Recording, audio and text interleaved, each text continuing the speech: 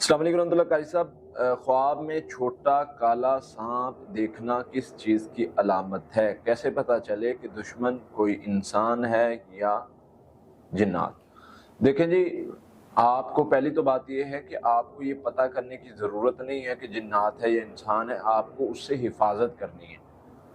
अब जो शयातीन है वो जिन्नों में भी हैं और इंसानों में भी हैं, तो वो आप उनसे बचने के लिए, या जो शरीर है वो जिन्नों में भी हैं इंसानों में भी हैं, तो आप सिंपली पढ़ाई वो करें, वो अज़कार करें जो आपको दोनों के शर से बचा लें कि या अल्लाह, जिन्नों में है या इंसानों में है, उनके शर से हम तेरी पनाह चाहते हैं। तो जब आप ऐसे करेंगे तो इंशाअल्लाह उसके शर से आप महफूज हो जाएंगे।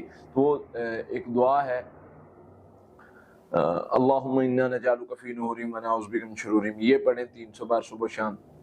सूरह फलक नास है 21 बार सुबह शाम पढ़ लें, या हिफाजती पढ़ाई सुबह शाम पढ़ लें, तो आप इंशाअल्लाह अल्लाह की रहमत से उन शरीरों के शर से महफूज रहेंगे। उसमें आपको परेशान होने की ज़रूरत नहीं है, सिंपली पढ़ाई करनी होती है, अल्लाह के फजल से आप महफूज हो जाते हैं। कारी साहब, प्लीज़ बताएं कि तेल और पानी पर रोज़ दम करना चाहिए और दोनों टाइम करना चाहिए, और दिन में कितनी बार पढ़ें और कितनी बार लगाएं?